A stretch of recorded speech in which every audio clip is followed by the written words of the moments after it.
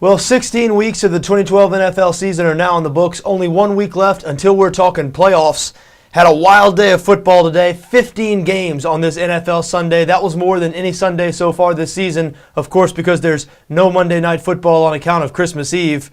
And we got some clarity. We now know who the 6 AFC playoff teams are going to be. Still some things to be sorted out in the NFC next week. But let's talk about a few of these games we just saw today, starting with the game we just saw, the Seattle Seahawks dominating the San Francisco 49ers 42-13. Now, a lot of people thought Seattle was going to win that game. I thought Seattle was going to win that game. I don't think anybody could have thought they were going to hang 40 points on the fearsome San Francisco 49er defense and win that game like they did. I mean, they just beat the 49ers in all phases. I can't decide whether I'm more impressed with the Seattle defense or with Russell Wilson, who to me is now the leader for Rookie of the Year. I mean, I know about all the great things Robert Griffin III and Andrew Luck have done. Maybe it's just because I just saw him really tear that San Francisco defense to shreds in some bad weather, but I don't know how you give it to anybody other than Russell Wilson at this point. Like I said, maybe if I'd have just seen Robert Griffin III or Andrew Luck on Sunday Night Football, I'd have said the same thing, but he is just so impressive. I mean, looks like a seasoned veteran. Really, it doesn't play like a rookie at all. The guy, what a steal in the third round for the Seattle Seahawks, and they're playing as good a football as any team in the NFL right now. Coming into this week, they had won their last 2 games by a combined score of 108-17, but those 2 games were against bottom feeders Arizona and Buffalo. Now, after beating the San Francisco 49ers, who many people were calling the best team in the NFC heading into this week, after beating that team the way they did, who's stopping the Seattle Seahawks now?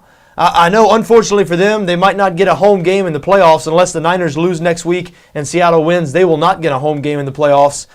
And Seattle's much better at home than they are on the road. But still, I don't care where it is. I wouldn't want to be playing the Seattle Seahawks right now. It looks like it's setting up to where they're going to play the NFC East winner in the first round of the playoffs. Now, we still don't know who's going to win the NFC East. Let's talk about that wild division right now. 3 teams could all still make the playoffs, could all still miss the playoffs entirely. Washington and Dallas play in Week 17 to decide the NFC East. Winner of that game will win the NFC East. But the Giants, even though they were humiliated today against Baltimore, a shocking result to me anyway, even though the Giants had lost 34-0 last week to the Atlanta Falcons, I thought they would rise to the occasion. This New York Giants team over the last couple of years, they've lost some ball games, but when they've had to win, they've been able to win. And they had to win today on the road in Baltimore against a Ravens team that was reeling themselves. 33-14 Baltimore. They really dominated that game throughout. The Giants defense has been playing terribly, really all season. But last year, you saw them struggle through 15 weeks, and they really came around and dominated throughout the postseason. So I think a lot of people, myself included, are sort of waiting for them to flip that switch, and I'm just not sure they have it this year. And for the Giants to make the playoffs, they're going to have to beat the Philadelphia Eagles next week, and they need a lot of help.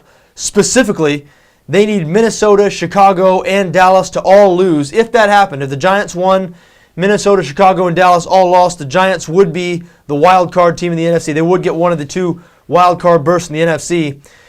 We mentioned the Dallas-Washington game this coming week. The winner of that game will win the NFC East. The Redskins won today, 27-20 over the Philadelphia Eagles.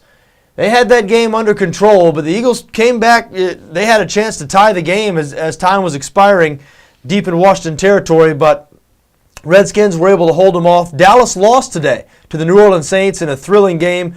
Saints were up 31-17 with 5 minutes left. They melted down there at the end of the game. They got conservative on offense, and their 32nd ranked defense showed why they've been ranked 32nd all year.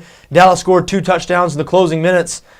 But a wild, crazy overtime. Dallas won the coin toss, was stopped. Saints got the ball. Marcus Colston fumbled the ball. The ball was on the ground seemingly forever. Traveled probably 15 or 20 yards, sort of rolling and being kicked and mishandled.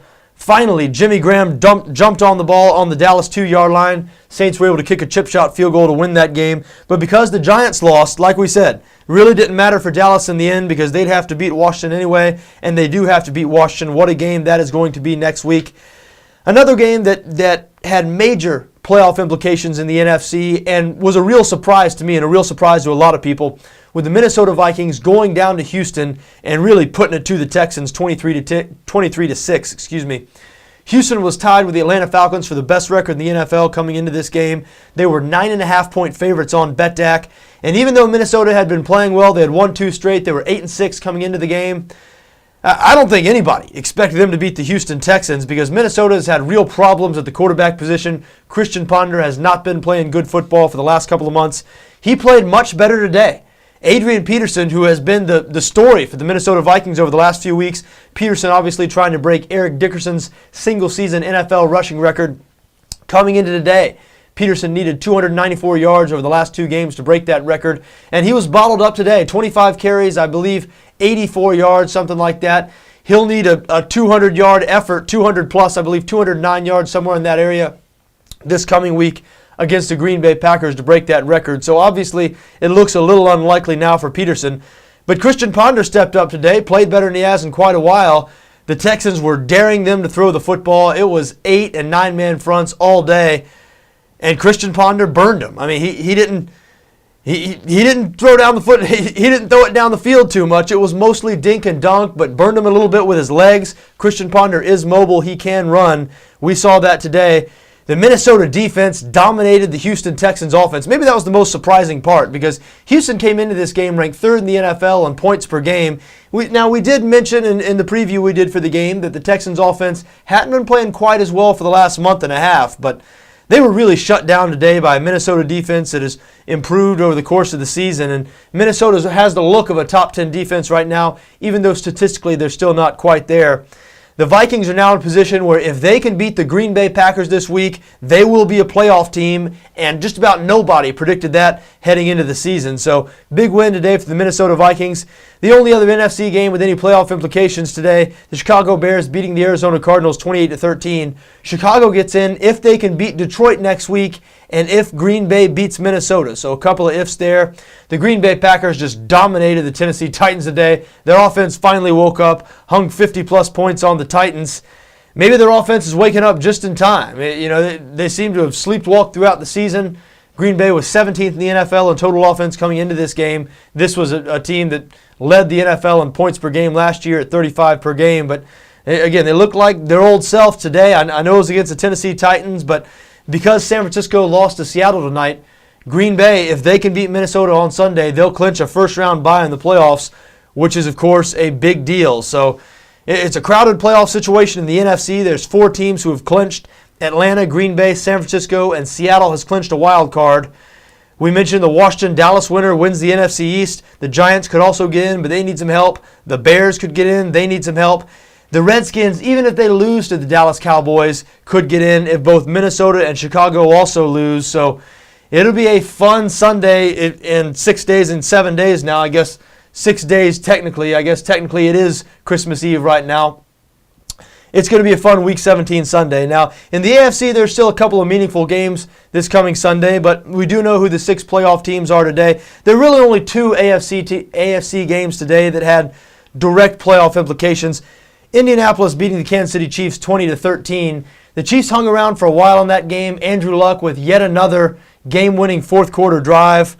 Wasn't a real surprise the Colts beat the Chiefs. They were 6.5-point favorites in this game, but again, Luck, I'm not sure exactly how. We'll look it up and we'll talk about it in the preview we're going to do tomorrow. I'm not sure how many fourth-quarter game-winning drives that is for Andrew Luck. It seems like we say that every single week. Luck leads a fourth-quarter game-winning drive. Has to be at least 5, 6, 7 this year, doesn't it? Like I said, we'll try to find a specific number on that for you. But the biggest game in the AFC, the Cincinnati Bengals, turning history on its ear, beating the Pittsburgh Steelers in Pittsburgh 13-10. Pittsburgh has dominated Cincinnati really for the better part of the last 40 years, but particularly the last 15 to 20 years. Pittsburgh was a favorite today, and when this game was 10-10, with about 9-10 minutes left, it really felt like momentum was swinging in Pittsburgh's favor. Felt like Pittsburgh was going to lock things down and sort of step on the throat of Cincinnati and go on to win this game. But to the Bengals' credit, that did not happen. They played well throughout. They did not score an offensive touchdown. That's right, the Bengals beat the Steelers 13-10 without scoring an offensive touchdown. Their only touchdown on an interception return for a touchdown. At the end of the game, Ben Roethlisberger and the Steelers were trying to force something. There were 30 seconds left, and Steelers had the ball at their own 35. trying to gain 25, 30 more yards to try to set Sean Sweesom up for a game-winning field goal attempt. Roethlisberger was picked off. Andy Dalton threw a nice deep out to A.J. Green, which set up Cincinnati's own game-winning field goal attempt, which they hit. So the Bengals, a shocking result really to a lot of people. A surprising result to me. I'm not sure I'd call it shocking, but I expected the Steelers to win the game. Cincinnati wins 13-10. They clinched a playoff berth. They knocked the Steelers out of the playoffs. So a big, big deal, obviously, for Marvin Lewis and the Cincinnati Bengals. So we know who the 6 playoff teams in the AFC now are. Houston, Denver, New England, Baltimore. Ravens, remember, beat the New York Giants handily today, broke that 3-game losing streak. The Indianapolis Colts and the Cincinnati Bengals. A couple things could still happen next week. Houston needs to beat Indianapolis to secure home field. Denver needs to win. Now, they do play the Kansas City Chiefs, but they need to win to ensure a first-round bye in the playoffs. But like I said, we know who the 6 teams are going to be.